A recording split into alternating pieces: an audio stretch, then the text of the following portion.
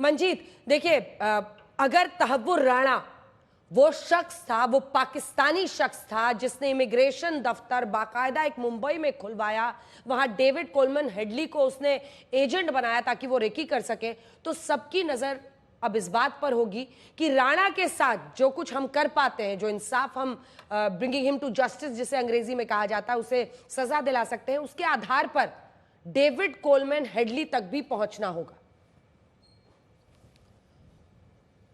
अंजना, कोशिश यही होगी सरकार की। और आप देखिए कि सरकार की तरफ से कितनी गंभीरता से इस मुद्दे को लिया गया। प्रधानमंत्री नरेंद्र मोदी जब ट्रंप दोबारा राष्ट्रपति बनते हैं, उस विजिट की में ये टॉप प्रायोरिटी की लिस्ट में था। जब खुद ट्रंप ने इस बात की घोषणा की, प्रधानमंत्री नरेंद्र मोदी ने कहा कि अब वो मुंबई हमले में उनको न्याय मिलेगा, तो ये बात सरकार की प्रतिबद्धता को दिखाती है। और अब कोशिश यही है कि तमाम जो एक पूरा डोजियर, अगर आप देखें तो जो हमारे पास जानकारी है, जो NIA का डोजियर है, उसमें 6 बड़े नाम ऐसे हैं, चाहे मेजर इकबाल की बात की जाए और बाकी जो पाकिस्तान में इस वक्त लोग हैं, लेकिन इसमें सबसे बड़ा पोस्टर बॉय है वो तौहर हुसैन राणा है, जिसको लेकर इतने सालों में भारत की कोशिश रही है। खासतौर से 2019 के बाद से इस पूरे मामले को सरकार ने बहुत गंभीरता से लिया। और अभी भी जब ये पूरा ऑपरेशन चल रहा है, आज हालांकि दिल्ली में सरकारी छुट्टी है, लेकिन तमाम सरकारी अमले, चाहे NSAG डोभाल के ऑफिस की बात करें, गृह मंत्री अमित शाह की बात करें, विदेश मंत्रालय की बात करें, तमाम लोग सक्रिय हैं इस पूरे मामले को लेकर। और अब कोशिश यही है कि नोडल एजेंसी NIA के पास जो सबूत हैं, बाकी एजेंसियों के पास जो सबूत हैं,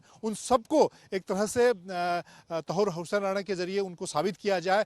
और पाकिस्तान के जो और बड़े आतंकी चेहरे हैं, और 2008 में 26/11 के आतंकी हमले के बाद से लेकर अब तक पाकिस्तान ने जितने बड़े आतंकी हमले भारत में अंजाम दिए, वो कहीं ना कहीं उनके तार आपस में जुड़े हुए हैं। तो उस पूरे नेटवर्क को एक्सपोज करने का और दुनिया के सामने रखने का एक बड़ा मौका होगा।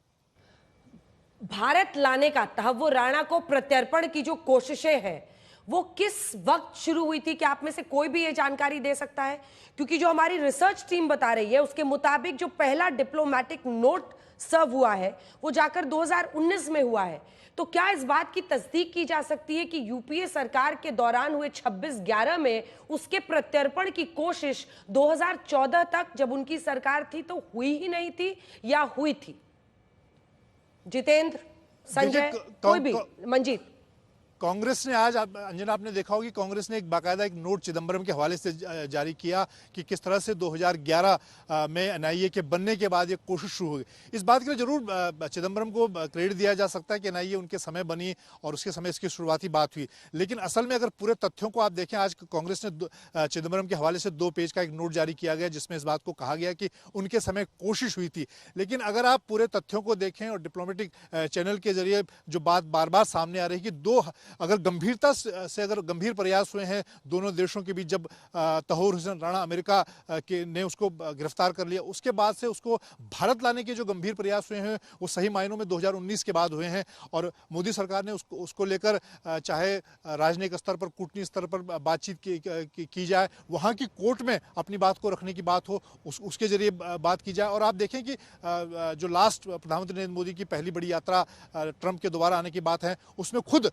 प्रधानमंत्री नरेंद्र मोदी ने व्यक्तिगत तौर पर ट्रंप को इस बात के लिए राजी किया कि वो तौहर हुसैन राणा को भारत को डिपोर्ट करे। तो ये जरूर दिखाता है कि पिछले कुछ समय में ही तौहर हुसैन राणा को खासतौर से भारत लाने की कोशिशों में तेजी आई। ठीक है, जल्दी से संजय के पास एक बार चलते हैं। हिमांशु, अगर एयरपोर्ट के पास कुछ भी हलचल हो, आप इशारा कीजिएगा, मैं आपका रुख करूंगी।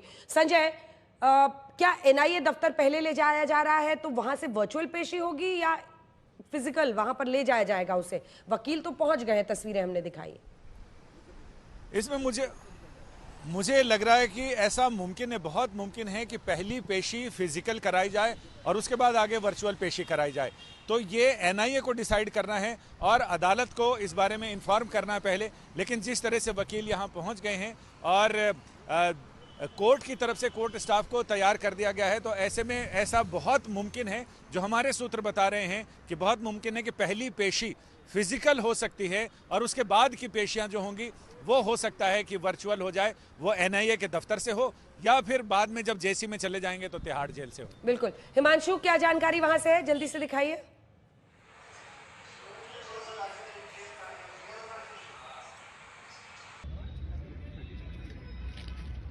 हिमांशु, करके प्लेन लैंड हुआ था और उसके बाद यहाँ पर तमाम जो अधिकारी थे वो यहाँ पर मौजूद थे, NIA के अधिकारी मौजूद और एनआईए के ऑफिशियल्स साथ में भी थे। और उसके बाद से यहाँ पर लगातार जो डॉक्यूमेंटेशन है, जो फॉर्मल डॉक्यूमेंटेशन है, वो किया जा रहा है, क्योंकि कस्टडी में लेने के बाद अरेस्टिंग की जो पूरी फॉर्मेलिटी है वो पूरी की जा रही है। और उसके बाद जो सिक्योरिटी अंदर देखी जा रही है कि किस रूट से लेकर के किस तरफ जाना है, क्योंकि सिक्योरिटी तहव्वुर राना का एक बहुत बड़ा कंसर्न है एजेंसीज के लिए।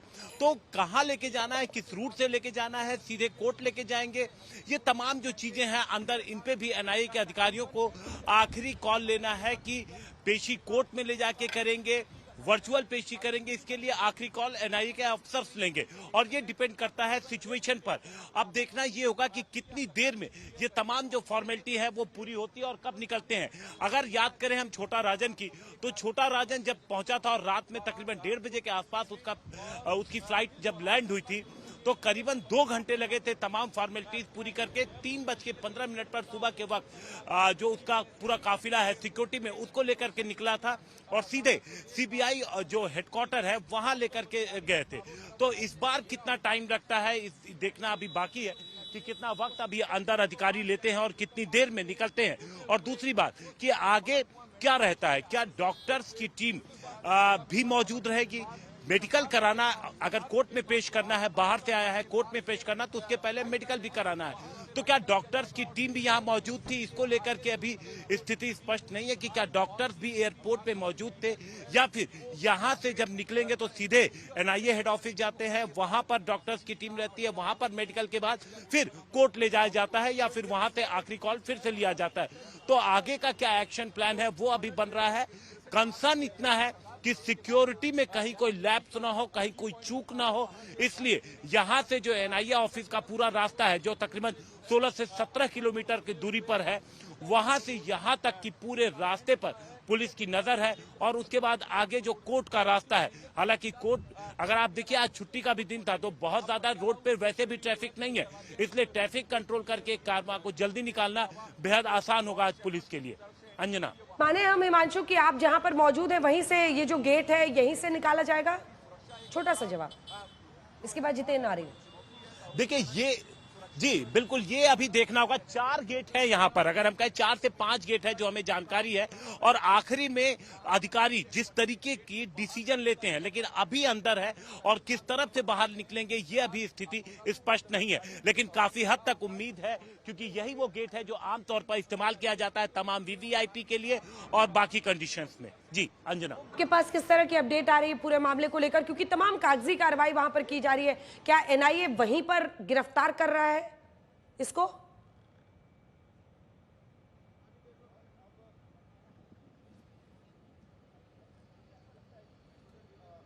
जितेंद्र,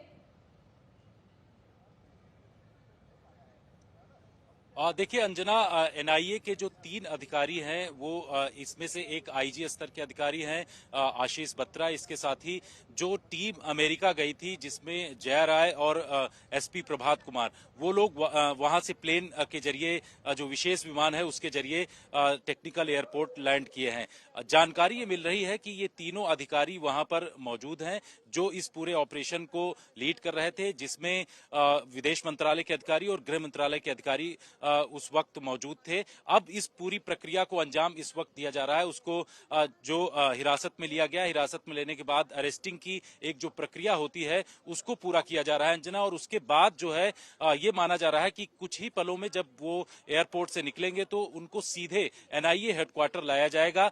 एक डॉक्टर्स की टीम भी बनाई गई है जो कि उसका तहव्वुर राणा का मेडिकल करेगा और मेडिकल करने के बाद कोर्ट में प्रोड्यूस किया जाएगा, इस तरीके की जानकारी मिल रही है। सबसे बड़ी बात यह है कि तहव्वुर राणा को लाने के लिए एक जो विशेष टीम एनआईए के डीजी की तरफ से गठित की गई थी, उसमें आईजी स्तर के 2 अधिकारी थे। एक अधिकारी तो दिल्ली के एनआईए हेडक्वार्टर से मॉनिटर कर रहा था और जो 3 अधिकारी हैं जिसमें आईजी स्तर का एक अधिकारी वहां पर गया था, एक डीआईजी और एक एसपी, ये 3 अधिकारी गए थे। इसके साथ ही इनके साथ विदेश मंत्रालय और रॉ के अधिकारी जो हैं वो तमाम लोग मौजूद थे इस पूरे ऑपरेशन को अंजाम देने के लिए। और वहां से अब ला करके टेक्निकल एयरपोर्ट पर इनको अभी कुछ देर के लिए रोका गया है। माना जा रहा है कि यहां पर जो कागजी कार्रवाई है वो पूरी होगी, उसके बाद एनआईए हेडक्वार्टर थोड़ी देर बाद लाया जाएगा और उसके बाद कोर्ट में प्रोड्यूस किया जाएगा। कोर्ट में पूरी तैयारी चल रही है और इसके लिए पहले ही आपने देखा अंजना की कल केंद्रीय गृह मंत्री